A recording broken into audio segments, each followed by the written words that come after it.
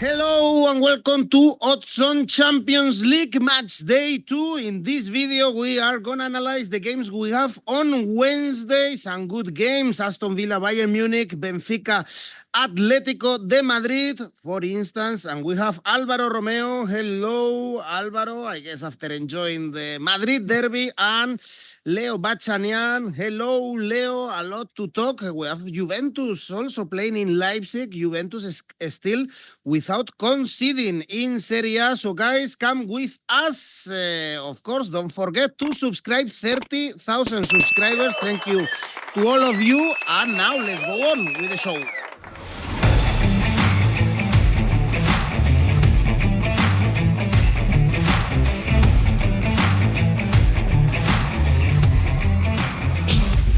And this Wednesday, we have two early kickoffs. First one is Girona Feyenoord. First time in the history we are going to see Champions League in Girona. Some problems in the stadium to be able to host this competition, but the supporters can enjoy a European game. Let's see if they are able to see Girona getting the 3 points, because Alvaro, they are winless in the last 5. They were very competitive against PSG, but they lost in the very last minute, and I guess they are a bit disappointed with this start of the season. Feyenoord, the game against Leverkusen, I guess, was a reality check. You always said it. We have to take with a pinch of salt what happens in the Dutch league, and then when we talk about European football.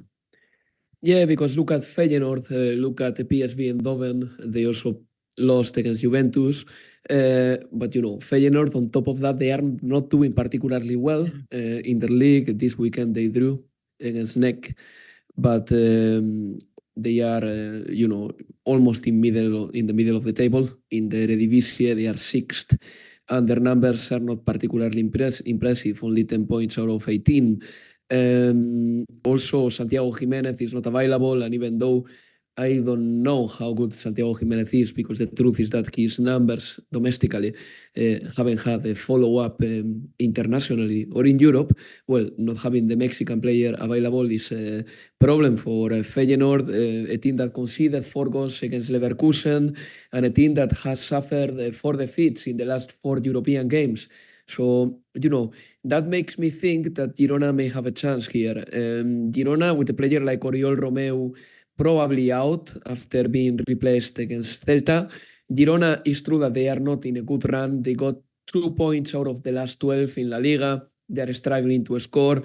Even one thing that we could see last season, like the attacking fluidity, is not there yet, even though I still believe that there is a chance that Girona at some point this season will recover some of the cardinal points that made this team so entertaining. Well, Girona is still a work in progress. We can agree on that. I think that they have the potential to be good. Montilivi is going to be oozing and roaring because they have never witnessed European football, let alone Champions League football. And Girona did very well, just making sure that the Champions League was played at their ground, because there was every chance that Girona would have to travel to play somewhere else in the Champions League, the home games, because at the end of the day, Montilivi is not quite ready for these kind of games. The capacity of the ground has been reduced from 12,000 to 9,000 for these games, but still Girona prefer to play at home and to give that present, that gift to their own supporters. And I do believe that Girona has a chance of winning. They were competitive against Paris, even though Paris had a lot of attempts against Girona, but only a blunder from Gazzaniga could actually unlevel the game, because Girona was about to get a draw at the Parc des Princes. So I'm going to back Girona. Obviously, Girona to win is the bet that would make more money if it crystallizes, doubling up your stake. But I'm going to go for an Asian handicap minus 0.25 for Girona, 173. And many people ask us, what is an Asian handicap? Well, the minus 0.25 means that if Girona wins, you win. But if Girona draws, you only suffer half a lose. And I think that the money can be there. Asian handicap minus 0.25 for Girona.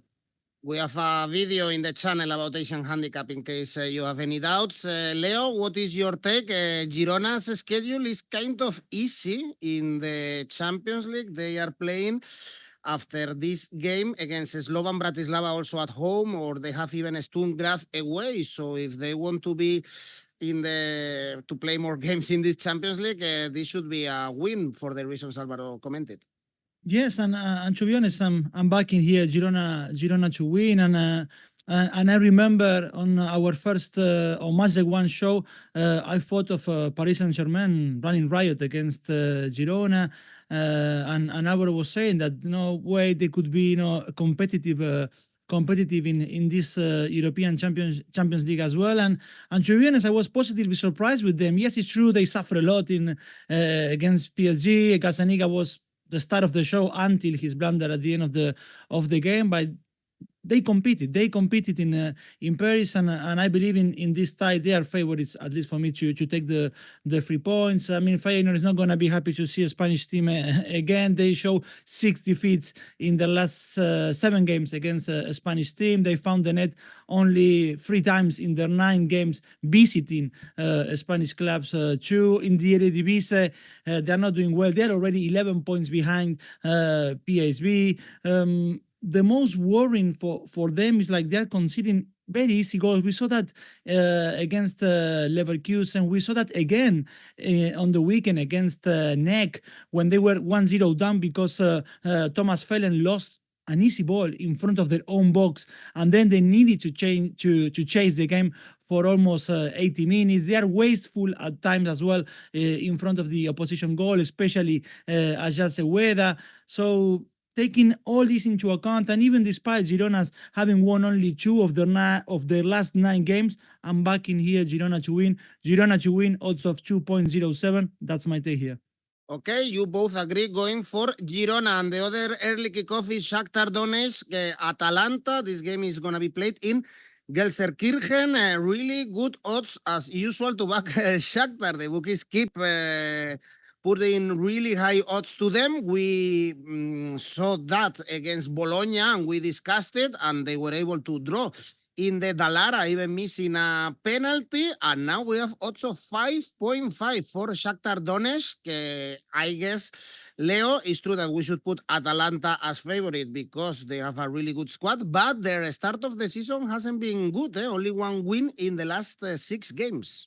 Yes, it's been a difficult start of the season for them, for Gianpiero Gasperini's team. That's absolutely true. They won 2 and lost 3 in Serie A Matchday so far. The draw with Arsenal in this wobbly context for them, it wasn't too bad, although it should have been a win. Let's remember Matteo Retegi's penalty, and then the rebound and the heroics of David Raya. On the weekend, Lazar Samardzic saved them few minutes before the end of the match against a 10-man Bologna. I see a team that is struggling so far with the double competition, with the demands of the double competition. They did create chances, but they weren't sharp enough to take them against Bologna. Look, at some point, Gasperini on Saturday, he threw Lookman, De Ketelaere, Retegui, Zaniolo, Samardzic, Pasalic, Cuadrado, all playing at the same time, which was a massive attacking mind inside, and they still struggle to make the equalizer. Gasperini spoke after the match of a team that is going to face lows and highs for a few months, because he's saying that they have too many new players and they need to adapt to that situation, that he wasn't expecting that during the summer. On Saturday they lost Marco Verciani. He's out injured in midfield. They have conceded 12 goals so far, Atalanta, in their first six league games, which is the worst considering statistics in Serie A so far. They have a recent history against Shakhtar in Champions League. We need to go back to 2019-2020. They lost in San Siro, but then they won 3-0 away against Shakhtar. From that team that won 3-0 away, they still have Mario Pasalic, who also scored on that game. For Shakhtar, their debut against Bologna was good. They missed a penalty. Yes, they could have won it, but I think before the match, if you would have asked Shakhtar to go back with a point, they would have said absolutely yes. The domestic form for Shakhtar is always good, but I don't know how much we can take from that. But Nevertheless, they scored 9 goals in their last 2 fixtures in the Ukrainian league. But for me here, yes, Atalanta to win. The odds on them are not especially high. So I will be looking at Atalanta Asian handicap minus 0.5, odds of 1.7. Trust in Atalanta, or perhaps also a good option, Alvaro, could be goals in this game. Could be, yeah, because Atalanta has conceded a decent amount of goals this season, but then they didn't concede against Arsenal. So over there is a disparity between their local numbers and their European numbers. And I think that we have to keep this in mind a lot. Atalanta has been lately very good in Europe. I mean, their penultimate game in European competition was winning the Europa League, and the last game in European competition was being this close to beating Arsenal if it wasn't for Matteo Retegui or David Raya. But numbers don't lie. I mean, Atalanta has been 3 games winless and they are 12th in the Serie A. But yeah, again, their numbers in Europe are very good. The dynamic is what it is, but the numbers in Europe are good, and they are facing Shakhtar Donetsk. I think that Shakhtar Donetsk right now, they are not as good, simple as that. They are winless in 9 European games against Italian opposition. If that means something, strangely, the last time they beat an Italian side was Atalanta. But even in the local league, Shakhtar Donetsk, they are already 6 points adrift from Dinamo Kiev. Again, dynamics. Shakhtar Donetsk and Atalanta are not doing great in their leagues, but Atalanta in Europe lately has been very good, and their numbers, at least when it comes to attack, they are pretty decent. They have scored 11 goals. They are the 4th best scoring side in Serie A so far. They are the 4th in shots produced, and the second side in the Lega Serie A to produce more shots as well. So they are going to attack, and I think that they can win this game. So I'm going to repeat what Leo said. Atalanta to win 170. Yeah, I can take that one. You both agree. Then going for Atalanta, one of the big games in this match day is Aston Villa, Bayern Munich. I'm sure Villa fans will be very happy to see this game back in the Champions League. Their Aston Villa and their debut couldn't be better. Destroyed the young boys 3-0. They are doing a great season so far, even if they drop points at the weekend in Ipswich, with Ollie Watkins also in form. And Bayern Munich, we had the only doubt, let's say, before the game against Leverkusen, is that they hadn't played against top opposition, but against Leverkusen, yes, they couldn't win, Alvaro, but they were better. They had so many chances. I would say they were unlucky. So this is also a real test, again, for Vincent Kompany going back to England. Yes, of course, and we still have to see what's going to be Vincent Kompany's performance at Bayern, because Bayern has appointed very good coaches over the last year, Hansi Flick, Pep Guardiola, Carlo Ancelotti, and so on, but also managers that didn't stay long and didn't work too well over there, like, for example, Kovac. So let's see if Vincent Kompany fits the mold of Kovac or suddenly becomes a manager with the success ratio of Hansi Flick, who was also a little bit of an unknown, but then he did a terrific job at Bayern. But, Bayern in the group stage of the Champions League, they have been one of the biggest guarantees over the last 7 years. At the end of the day, the last time they lost a game in the group stage, by the way, it's not called the group stage now, it's called the league phase. But anyway, you know what I mean. It was against Paris Saint-Germain in 2017, and I remember that Bayern was already qualified in that group that they ended up topping. So there was not a lot of pressure. 41 group stage games unbeaten. And this is something that we have to take into consideration coming into this game. They are also the leaders of the league phase, obviously, after destroying Dinamo Zagreb. I know that Harry Kane shouldn't be there, no? He's injured. His scoring numbers are there, but I think that Bayern can survive without Harry Kane, at least in autumn. A different story will be in spring. And, I think that Bayern is the favorite for this game, but I don't want to forget what it means for a side like Aston Villa to come back to the Champions League after 40 years. The last time they played the game is in the Champions League, apart from the one against the Young Boys, was probably against Bayern when they won the European Cup. that was in the 80s, and they have to enjoy the moment. And I don't want to overlook or underestimate the dangerosity of a team just coming back to Europe and playing at home in Europe for the first time in many years. Because I remember Newcastle last season, they hosted Paris and they destroyed Paris because they had the appetite. They really wanted to win that game in the Champions League to prove a point to themselves as well. So maybe we see a little bit of that Aston Villa too. Against Bayern, but Bayern is very difficult to beat. So I'm going to go for Bayern to win 180, or even more so, Bayern to win and over 1.5 goals in that game, 2.0. All that said, again, don't underestimate Aston Villa, their capacity to come back, for example, against Everton, Wolves, or even against Ipswich, they were able to come back from a deficit in the game. And, this is going to be a pretty nice game. I'm sure that the atmosphere is going to be electric, but I prefer to stick to Bayern winning. Actually, I love the odds for Bayern winning. You don't see this very often, 1.8. They are very reliable in Europe, especially when they play in the group stages. And, Leo, perhaps Aston Villa's level is difficult to put it up, as we saw it, for instance, against Arsenal. That's their level. It's difficult to match this European royalty. They are still one step behind. Yes, absolutely. I will be, and I will point it at the end, like a little bit more conservative on my approach on this Aston Villa Bayern Munich. But anyway, of course, Vincent Kompany's team is the massive favorite, or is the clear favorite for this Matchday 2 against Aston Villa. Unai Emery's side, they are conceding. Yes, it's true. Again, maybe it's part of these dynamics of domestic leagues and European league, because against young boys they suffer, but they did not concede. But Emi Martinez in the Premier League has not been able yet to keep a clean sheet.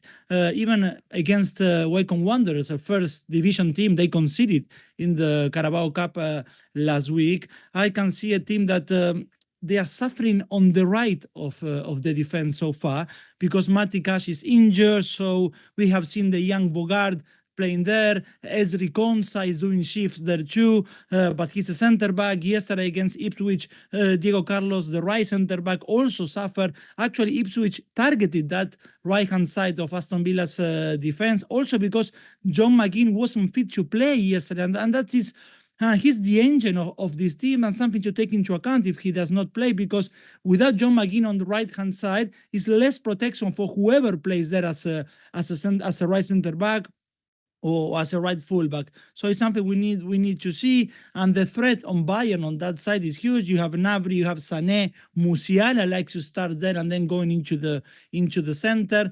On Sunday we saw another game in which John Duran did not start, and you cannot rely all the time on him coming from the bench and scoring. He could become maybe like an Ángel Correa story, but in Aston Villa. Why not to think of Watkins and Duran going against Upamecano and Min-jae with Rodgers and McGinn if fit playing behind. Last season in Conference League, Aston Villa won all of their 6 home games up to the semi-final against Olympiacos. They were a little bit suicide against the Greek team, going all into attack, playing a high line. They cannot do this against Bayern, that's for sure, especially this Bayern, who has set up already a record in the Bundesliga with 29 goals scored so far in 7 Bundesliga matches. But I believe that Aston Villa is going to compete. That's for sure. I want our opponent to play against massive opponents after 42 years not playing the elite European competition is something to take into account. That's why I will be looking at first half double chance for Aston Villa, odds of 1.67. Very quickly, Edu. Yeah. Let's don't forget that I'm going to back Bayern, right? But still, I would like to remind everyone that Unai Emery with Villarreal against Bayern, he did a terrific job to the point that Villarreal was this close to qualifying to the Champions League. Was it the final or the semi-final? I don't remember now. Semi-final. Yeah, but it was very impressive. So Villarreal beat Bayern. And on top of that, I think that Unai Emery knew how to find a way to play against the German side, slowing down the tempo a lot. But I don't know if he can do that with Aston Villa, because you cannot waste or put to waste the electricity and the appetite of your players, just telling them, just play very slowly against Bayern because this is the way to beat them. I don't think that's a good idea. So for Emery, it's going to be difficult as well to adjust exactly what he would like to do and what the atmosphere of the ground is demanding him to do. Well, Bayern top of this long Champions League table because they scored 9, remember, against Dinamo Zagreb. Next game, Benfica, Atlético de Madrid, another good one. Both teams won in match day 1. Benfica beat Red Star. Atlético de Madrid in the last minute beat Leipzig. It looks like Atlético this season, they are scoring plenty of late minute goals against Celta, against Athletic. They did it in the derby against Real Madrid on Sunday. And the odds are good to back Atlético de Madrid, but in the past also we saw Atlético de Madrid having some issues in Europe, not being very reliable, especially when traveling, Leo. Yes, and to be honest, yesterday as well, Edu, I don't think they played badly last night, but I'm becoming at the same time frustrated a little bit with some Simeone's decision, which are difficult, at least for me. Maybe Alvaro has a different point to understand, to start Alvarez as a left winger in a 4-4-2, to take out Sorloth in the second half, to move then Julian Alvarez to his best and preferred position as a number 9, but only then to leave him 10 minutes and then replace him. So you end the match chasing the result against Real Madrid without Sorloth and without Julian. And now they're going to be facing as well a Benfica side, Eduardo, who is in a much better form than when we have done the preview on match day 1. They seem to be a team on the rise. They've done very well against Red Star Belgrade on match day 1 in Champions League. They have scored 14 times in their last 4 matches in all competition. There are 4 players for Benfica who are like, I believe in being the best in this good form they are having so far. 2 at the back, 2 up front. The 2 at the back, Antonio Silva and Nico Otamendi. The 2 up front, Ángel Di María and 𝐻𝐿𝐴 in attack. Otamendi scoring on the weekend. Di María delivering the cross for him to score. 𝐻𝐿𝐴 scored as well on Saturday in their 5-1 win in the Primera Liga. He has already 3 goals in 4 games since arriving to Lisbon. The only thing that maybe they need to be careful, they haven't done it, or it did not happen against Red Star, but in the last 2 Benfica home games, they conceded first. And yes, of course, in the Primera Liga, they have a superior squad, a talented squad, so they can win from behind almost against every team, but against Atlético Madrid, that could be different. There are good odds on both ways, yes, but in the case of Benfica, it will be a little bit more riskier. I will be looking at this, and you pointed that out, Edu. From Atletico's 13 goals in all competitions so far this season, 8 were scored in the second half, and 5 out of those 8 were scored after the 90th minute. So that's why in this Benfica Atlético Madrid, I will be pointing at Atlético to score in the second half. Atlético to score in the second half, odds closer to 1.7.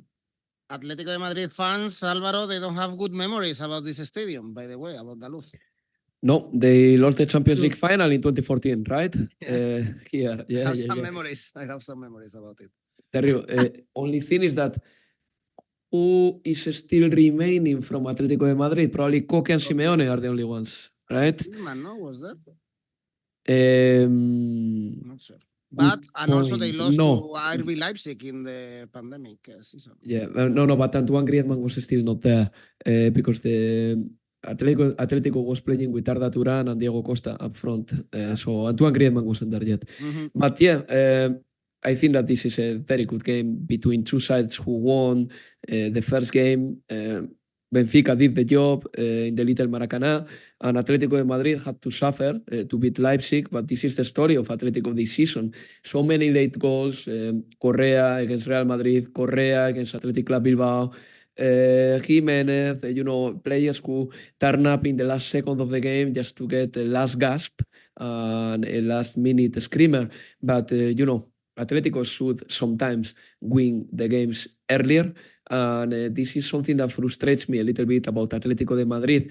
I do believe that at home they are going to win a lot of games this season. I mean, they are, in fact, in my opinion, candidates to be one of the best home sides in La Liga, or if not the best, because I can see them at home just not dominating, but staying in the game. And one thing that is good about Atletico is that they have recovered the defensive solidity, and this is something that they had lost over the years. But now, with Lenormand and with Jan Oblak being again in a good form, I think that they have recovered that. Real Madrid could only score 1 goal against them, and I think that the game against Real Madrid showed that Atletico defensively is solid again. But apart from being compact, I would expect a little bit more from a team that has so much attacking talent. Sorloth so far has been okay. For example, in San Mamés, he was very good against Athletic Club Bilbao, but against Real Madrid, he was disappointing. And when it comes to Julián Álvarez, he is a player to play in the middle as a number 9 or as a second striker, but on the left, he dilutes himself. He's not a player to be there. And Simeone, we have seen in the past that sometimes he suffers to find the right place to his strikers, and many good strikers have ended up,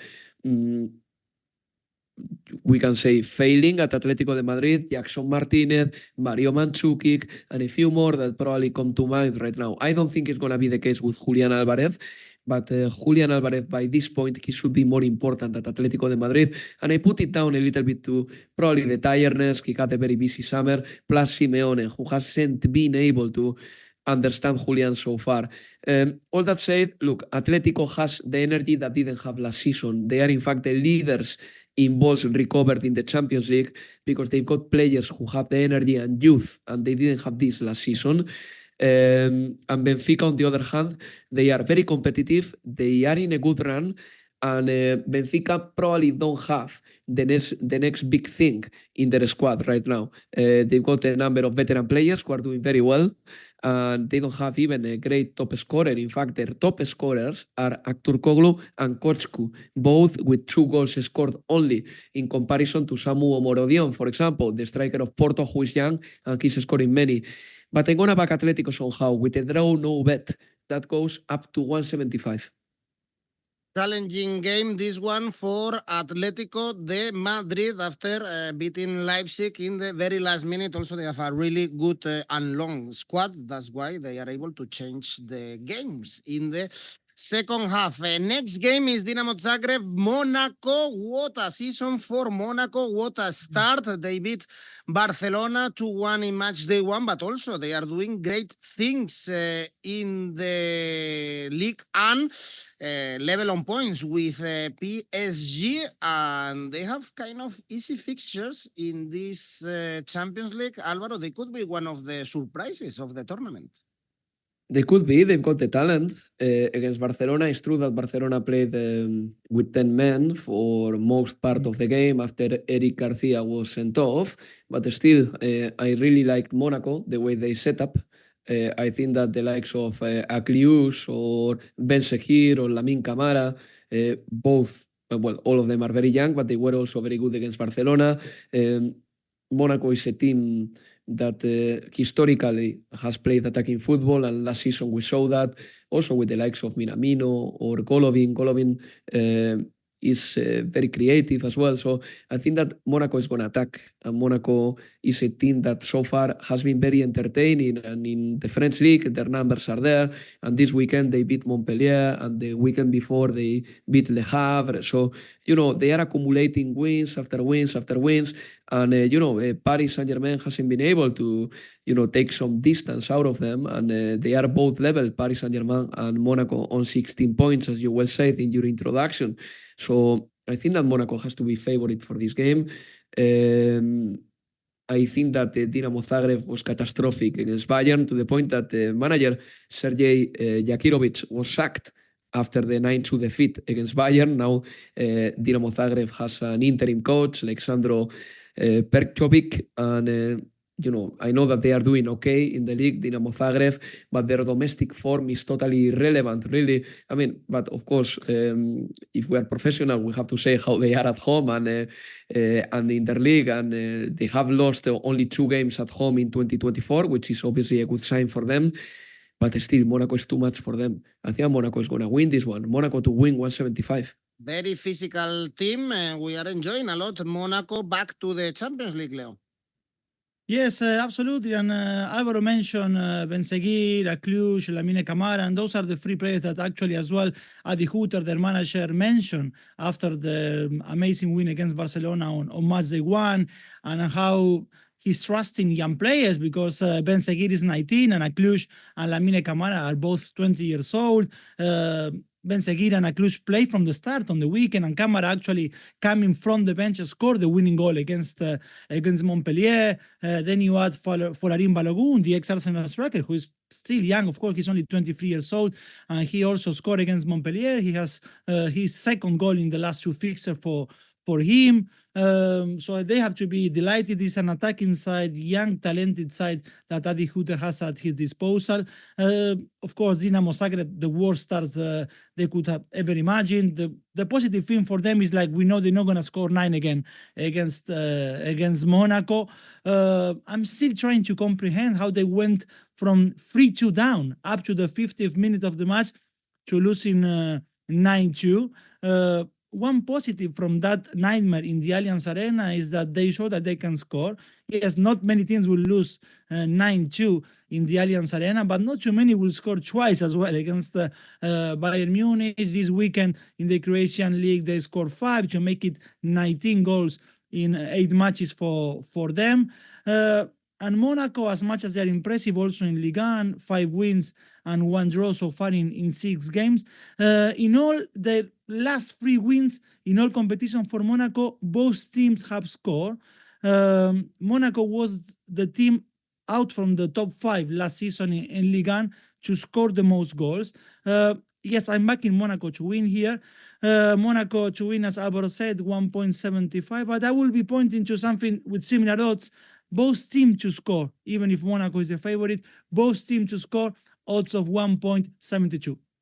Next game at Anfield, Liverpool, Bologna. Really low odds to back Liverpool. It looks like they hired the right Dutch coach and not Man United. We can say that Arne Slot's arrival to the Premier League has been great. Top of the table after beating Wolves, creating so many chances with Salah scoring a penalty, but also in the Champions League. They beat Milan in a good fashion. Leo playing good. This Liverpool, we cannot say the same for Bologna. Not a good start under Vincenzo Italiano. Only 1 win this season.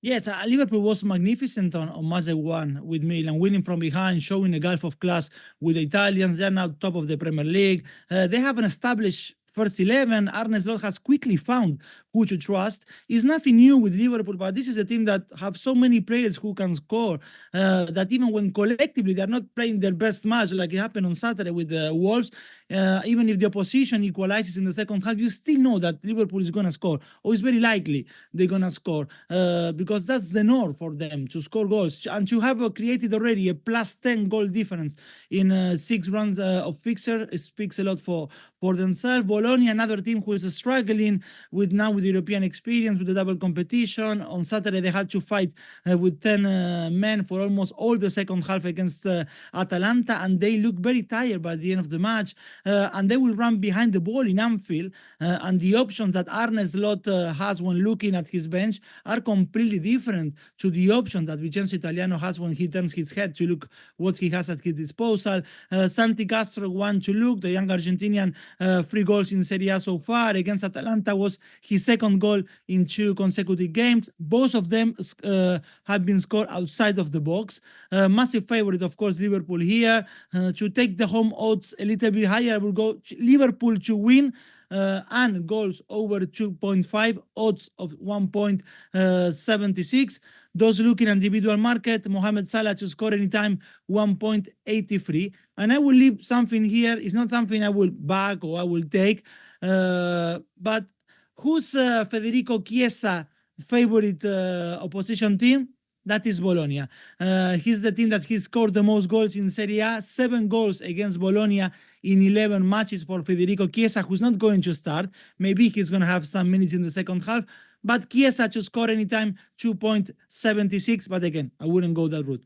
Good point. Good point. Leo, are you also enthusiastic about this Liverpool, Alvaro? I like them, but I want to wait and see.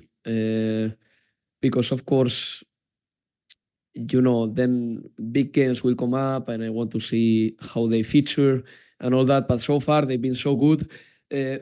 I don't think that they are super entertaining, at least for me, but this is my particular taste. And for me, it's still to be seen whether they are power force again. But the truth is that there are a few things that have to be, complimented about Liverpool. Number one, that they recovered from the blunder against Nottingham Forest with authority, just beating Milan in San Siro and deserving that win.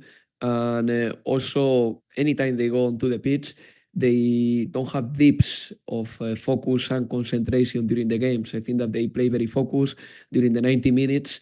Arne Slot has found his preferred lineup and he's using it as much as he can. We know right now who is the third midfielder of the team is Ryan Gravenberch, and his energy and his elasticity just to go up and down is helping Liverpool a lot.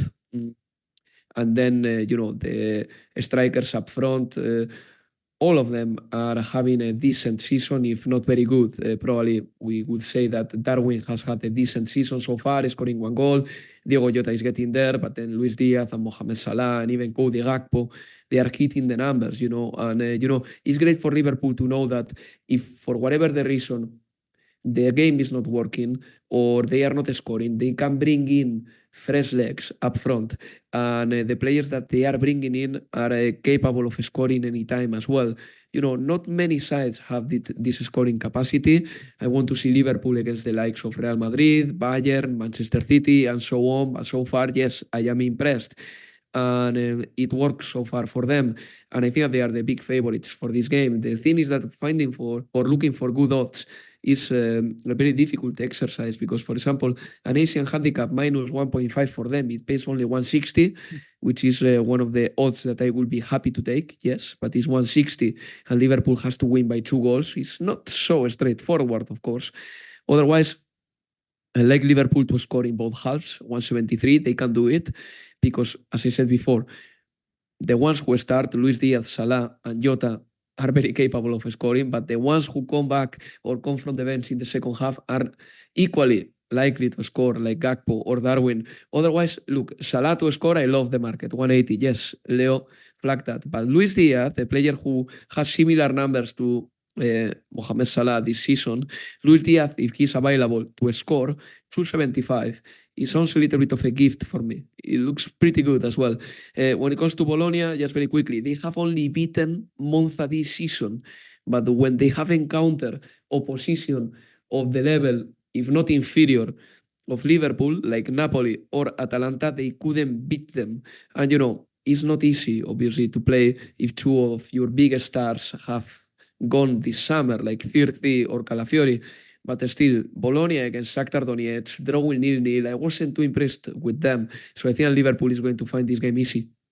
Liverpool, they have really tough opposition in this Champions League. After this game, Leipzig away, Leverkusen and Real Madrid at home. So unlucky in the draw, but they were able to beat Milan in San Siro. Also a tough game. Bologna, next time, they are also traveling to England to play Aston Villa. Is not going to be easy for them to qualify for the next round. And talking about Real Madrid, facing Liverpool in some weeks, now traveling to the north of France, Lille, Real Madrid. 𝐿, as we all know, cannot be back in his country because he got injured, and Real Madrid couldn't win the derby. Some people were criticizing Ancelotti for his defensive changes, but this Real Madrid is improving, I would say, little by little. 𝐿𝐵𝗵𝐽a is back. He was in the list against Atlético Madrid, although he couldn't play. And this Lille, Alvaro, can be dangerous at home, away. Even if they beat Le Havre this weekend, they are usually a weak team when they travel. But at home, they are historically and in the last seasons a good home team. Yeah, let's see how they do against Real Madrid, because Real Madrid and Manchester City and Bayern probably are the ultimate football challenge. But yeah, Lille lost the first game against Sporting Club Portugal. It's true that they were reduced to 10 men. This weekend, Jonathan David scored a hat-trick, so we should take that into consideration coming into this game. Maybe Jonathan David to score can be a good option, but Real Madrid has kept at bay so many good strikers, Haaland among some of them, that sometimes backing an individual to score against Real Madrid is a little bit of a silly thing to do. But anyway, maybe Leo wants to do that, and I don't want to curse his bets.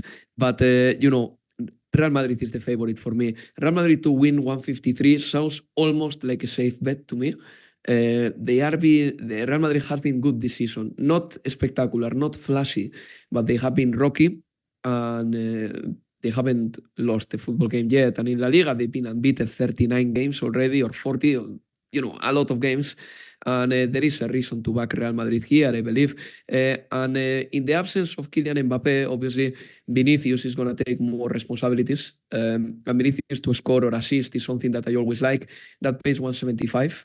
And I think that this can happen. Vinicius is going to probably invade some more central areas in this game in the absence of Kylian Mbappé. Jude Bellingham probably will have to step up a little bit more and play with a forward mentality like last season at this stage. So I can see the Bellingham and Vinicius old connection just coming back for this game. I expect Real Madrid to win it, and Vinicius to score or assist 175. I love it. And I want to add up Arda Güler. I hope to see him because Modric played the derby and we know his age. And perhaps we should see also the Turkish in the pitch, Leo.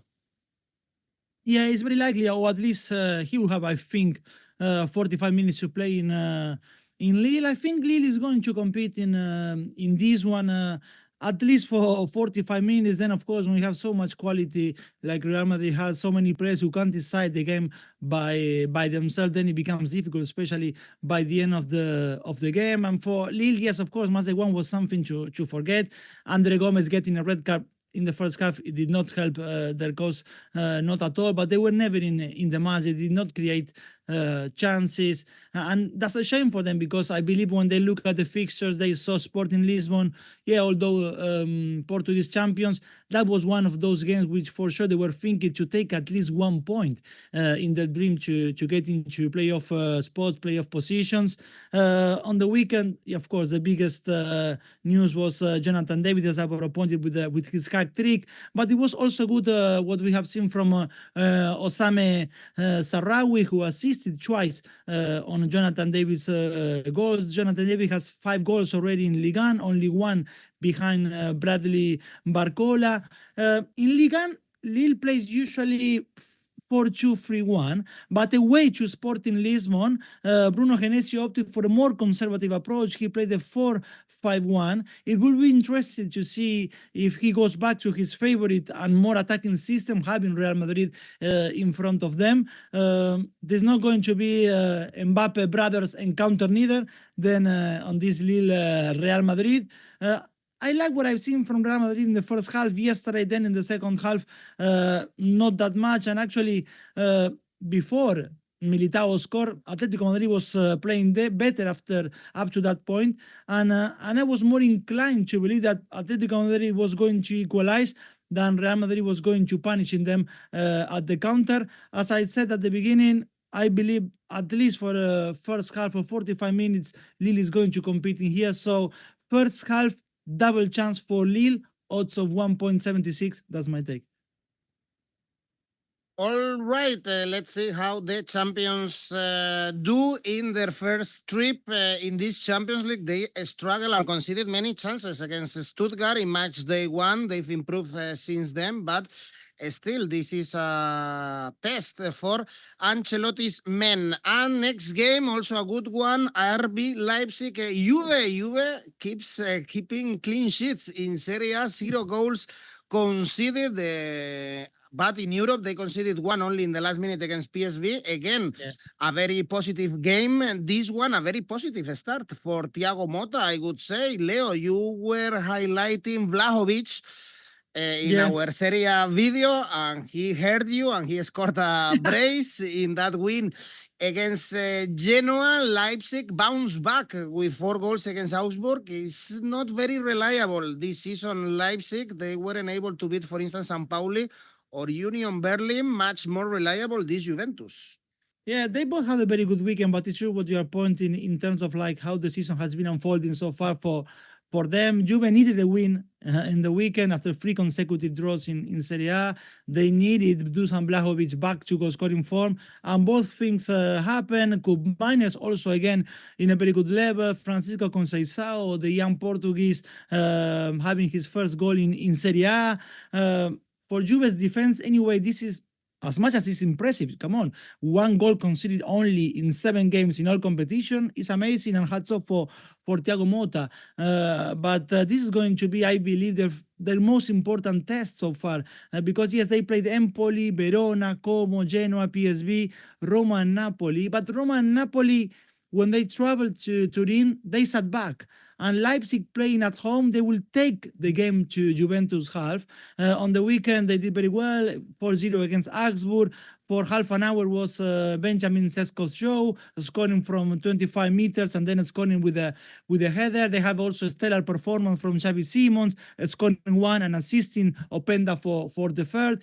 Xavi Simons wasn't particularly lively against Atlético Madrid on Matchday 1, but much of Leipzig can do depends on the Dutch player inspiration. The second half in Madrid, they were pushed back by Atletico.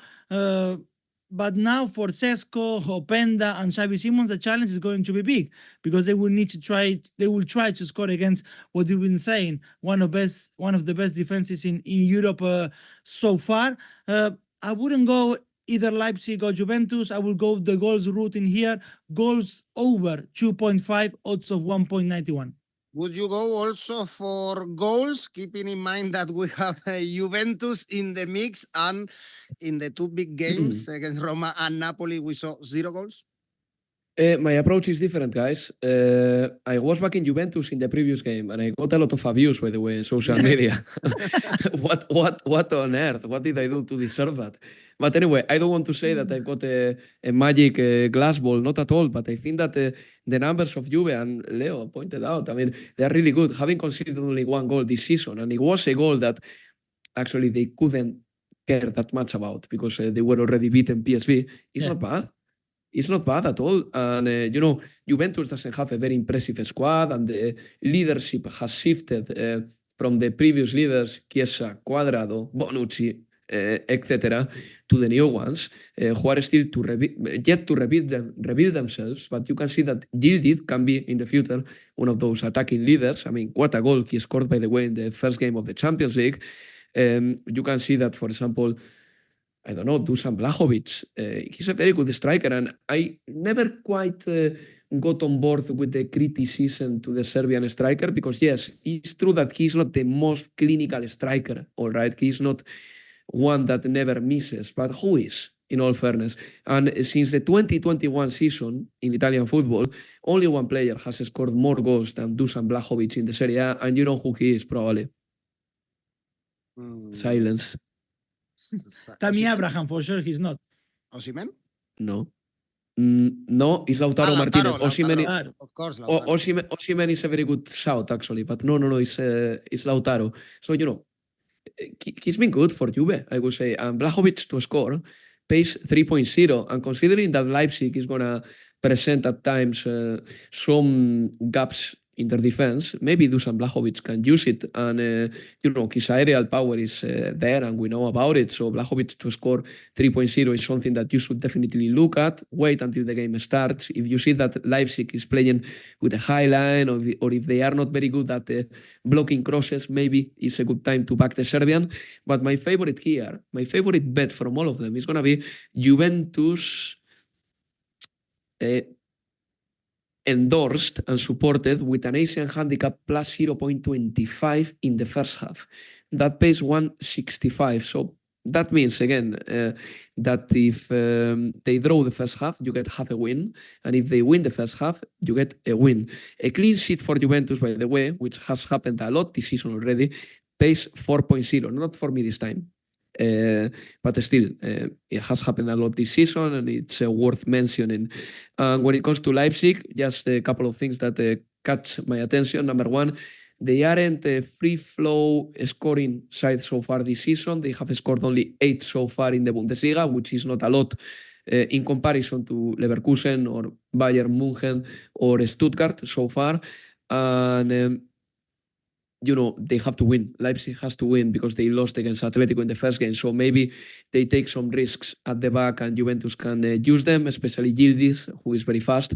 But anyway, as I said before, I'm back in Juventus in the first half with an Asian handicap plus 0.25. What a goal 𝐬𝐿𝐴𝐴𝐵 scored in match day 1. Let's see if you find some hatred also, Alvaro, back in Juventus. I remember I was criticizing 𝗵𝗵𝗶𝐻 actually, and 𝗵𝗵𝗶𝐻𝐿 gave me his numbers and are brilliant. Of course, you cannot criticize 𝗵𝗵𝗶𝐻 by his numbers, although many times to me he looks a bit clumsy with the ball and missing chances. But he scores. And the last game is, I wouldn't say Europa League, even conference. With respect. Yeah, this is sounds to me like a conference game. But they are in the Champions League, so let's enjoy them. Sturm Graz, Brugge, Sturm, top of their league, lost to Brest. Not sure if also we can judge them by playing against Brest. Brest is also a new team in the Champions League. And Brugge put a fight against Dortmund. If we check the score line, 3-0, but all the goals came in the last 10 minutes. So I would say, Alvaro, if we check the odds, it's very difficult. Basically, everything pays the same. So I would tend to back Brugge somehow, more also European experience than Sturm Graz. Yeah, it is the experience that makes me incline or lean towards that as well. With a draw no bet for Brugge, 192. Actually, it's not bad. Brugge, at the end of the day, let's don't forget that they played against Dortmund and they kept Dortmund at bay until the 75th minute. And after that, of course, they lost 3-0. But, at least the game for 75 minutes was leveled. And, it's not that they are having domestically one of those seasons that you say, okay, they are destroying everyone in Belgium, therefore maybe they carry a little bit of that form into the Champions League. No, they are still, a little bit in the middle of their table in Belgium because, fourth, but I say their table because in their mind, I guess that finishing between first and sixth will be the target, and then qualify for the Belgian League playoff as well. So they are a little bit in the middle of there. Not very special results so far, and their numbers, they are nowhere near the numbers of 𝐿𝐴𝐵, who is the leader of the league. But still, it's early doors. They got experience in Europe against Dortmund. They were very competitive for a while. Whereas Sturm Graz, look, they lost to Brest. And Brest was having their debut in the Champions League. In the first game of the Champions League, they only shot on target once, which is the lowest tally in the Champions League so far for a football team. And they were playing against Brest again. This is important. They were playing against Real Madrid or Atletico or Barcelona. They were playing against Brest. And one thing that stand out for is they are the leaders in fouls committed. So they tend to stop the game a lot of interruptions too. This is what they do. This is a trademark as well of Austrian football, in my opinion, as well. When they lose the ball, they tend to stop you. But anyway, I think that Brugge with a draw no bet sounds pretty decent, 192. Otherwise, you can always look at the goals market. Over 2.5 goals, 175. Let's don't forget that the average goal tally in the Champions League so far is 3.17. But on the other hand, let's don't forget either that Bayern scored 9 and Celtic scored 5, and they push up the average a lot. But anyway, maybe draw no bet for Brugge is what I like the best.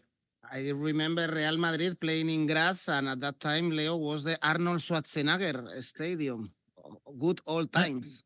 That was a very long time ago, yes. And look, they have similar trajectories so far in this season, Graz and Brugge, because the Austrian champions had won 5 consecutive games before match day 1, and since then they show one win in their next 4 matches. And Bruges, very similar. Before Dortmund, they took 3 points. Before Dortmund, they took the 3 points in 4 consecutive games in the Belgian league. Since the defeat with Dortmund, they showed 2 defeats and only 1 win. On Friday, they needed added time to equalize against Charleroi. This is a Conference League vibes games. That's absolutely what we get. The odds showing that not even the bookies are very sure which point to look at. I think it's going to be a little bit cagey, at least for the first half. My tip here, first half draw, odds of 2.35. All right, all the games analyzed for this Wednesday. If you want to find the games for Tuesday, check our channel because we have another video for those games. And we have good news, by the way, for those who are our fans, because in the website, we are gonna launch a tipster competition for the Premier League and for NFL. You both work also in the Premier League. So, Alvaro, Leo, you can show your magic also and win some money. So check our website. We have now monthly competition, yearly competitions for tipsters, and now even Premier League and NFL. So good news. Let's give some good news also to our listeners. Leo, with your safe bet.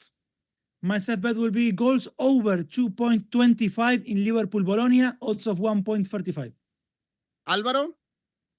Real Madrid to win, 153. Not the second half, to win. To win. Yeah. To win this time. They are playing away from home. And the 𝐻𝐿𝐴, Alvaro?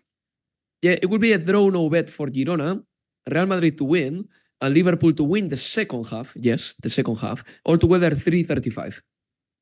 And yours, Leo? Yeah, mine is a first half double chance for Aston Villa, Real Madrid to win, and Liverpool to win and goals over 2.5. All this leaves me with an 𝐻𝐿𝐴 of 4.49. Okay, guys, I was checking, by the way, Leo, Milan to win, Roma to win. You had it correct also in your Serie A 𝐻𝐿𝐴. So let's see if it comes out. Also, yeah, well, guys, thank you very much. Thanks, everyone, for watching. Bye-bye. Bye-bye. Bye.